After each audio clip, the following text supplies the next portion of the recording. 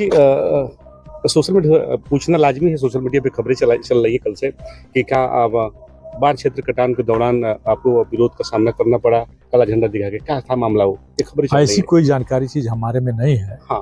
वो कुछ लोग होंगे, क्योंकि वहाँ मैं था भी नहीं। हम्म। हम तो वहाँ गए, अधिकारियों के साथ गए, बाढ़ क्षेत्र का दौरा किए। बाढ़ क्षेत्र का दौरा करने के बाद हम जब चले आए सिकंदरपुर जी। तब कुछ लोग थे जो मेरे राजनीतिक विरोधी लोग हैं। हाँ। उनकी साजिश में कुछ किए होंगे। तो जब जहाँ मैं था नहीं तो वो किसका झंडा लगाया कि किसको कर रहे थे उसकी हमको जी, जानकारी। पूर्व सांसद जी के कल बयान था कार्यक्रम के दौरान बातचीत करने के दौरान कहा जा रहा है कि समाजवादी पार्टी की सरकार में पत्रकार बंधुओं पूछे कि 2 सालों में विकास बलिया में क्या हुआ है। दोनों सांसदों से मैं सवाल करता हूँ। समाजवादी पार्टी की सरकार है, ये किसने आपको उनके बता दिया? सरकार में भारतीय जनता पार्टी की सरकार है तो वो विकास का हिसाब किताब देंगे कि हम देंगे? हम तो अपना हिसाब दे सकता हूं। मैं, सरकार तो हमारी नहीं है देश में। देश की सरकार में उनको हिसाब बताइए दें। और हमारे संसदीय क्षेत्र में 12 बरस का मैं हिसाब मांगता हूं। बताओ कि पूर्व में जो खेल स्टेडियम बना किस हालत में है? स्पोर्ट कॉलेज अब 1 लाख पाई क्यों नहीं आया?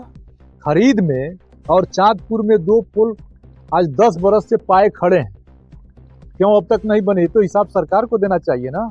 और कहा जा रहा है कि सांसद विधायक मैं नहीं हूँ, विधायक हमारा है।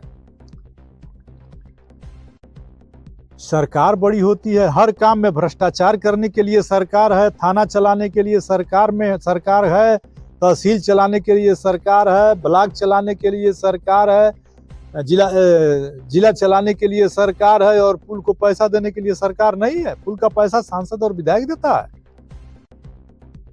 स्टेडियम का पैसा, स्पोर्ट कॉलेज का पैसा सांसद और विधायक देता है। इस सरकार को जनता के सरोकारों से कोई मतलब नहीं है। और पता कर लीजिएगा, हमारे संसदीय क्षेत्र में रेलवे स्टेशन बंद हो गया था। मैं सांसद हुआ और दिल्ली से लड़ करके रेलवे स्टेशन बहाल कर दिया। पता करिएगा, इसी सिकंदरपुर विधानसभा में 73 ट्रांसफार्मरों की क्षमता वृद्धि कराया और पूरे विधानसभा में 350 ट्रांसफार्मरों की क्षमता वृद्धि कराया। फेसबुक पर देख लीजिएगा, जो काम करता हूं सब डालते हैं। 800 गांव, 800 सोलर लाइट विभिन्न CSR फंड से लाकर गांव में बांटा। 2500 पेंजिम बांटा, सैकड़ों लाइट बांटा, 50 RO दिया विद्यालयों में किताब दिया। 2 बरस के अंदर जितना पार्लियामेंट में जनता का सवाल उठाया, 12 बरस में रमाशंकर राजभर नहीं होता तो सहारा का पैसा इतना जल्दी भुगतान नहीं हुआ होता। जी। कोटा का 90 पैसा को 1 रुपया 25 पैसा किसने कराया? वो रमाशंकर विद्यार्थी था। मनरेगा मजदूरों का 35 रुपया किसने बढ़वाया? रमाशंकर विद्यार्थी। तो रमाशंकर विद्यार्थी सलेमपुर लोकसभा की जनता की आवाज है, और जो सलेमपुर लोकसभा की जनता की आवाज दबाने की कोशिश करेगा वो सलेमपुर की नजरों में गिर जाए। भाजपा ये भी कह रही है कि समाजवादी पार्टी की सरकार में केवल शिलान्यास होते हैं, काम हम लोग कराते हैं चुनौती के साथ। खातो आपसे, ये दोनों पुल किसकी सरकार में था? बलिया में चंद्रशेखर जी के नाम पर विश्वविद्यालय किसने खोजा? इसी बलिया की बात कर लीजिए। समाजवादी पार्टी की सरकार। स्पोर्ट कॉलेज किसमें खुला? समाजवादी पार्टी की सरकार में। 4 लेन सड़क का पास हुई समाजवादी पार्टी की सरकार में। और इन लोगों ने तो अभी वो कोई बलिया का नाला है नहीं बनवा पा रहे हैं, कटहल नाला।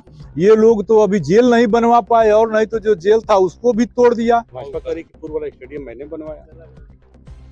अब कहने दो, झूठ बोलने वाले का प्रमाण पत्र किसको मिलता है? अखिलेश यादव को सत्य बोलने का और बीजेपी को झूठ बोलने का प्रमाण पत्र जनता दे चुकी है। 27 में पता चल जाएगा समाजवादी पार्टी को। बार बार लोग चिल्ला रहे हैं मंच के माध्यम से।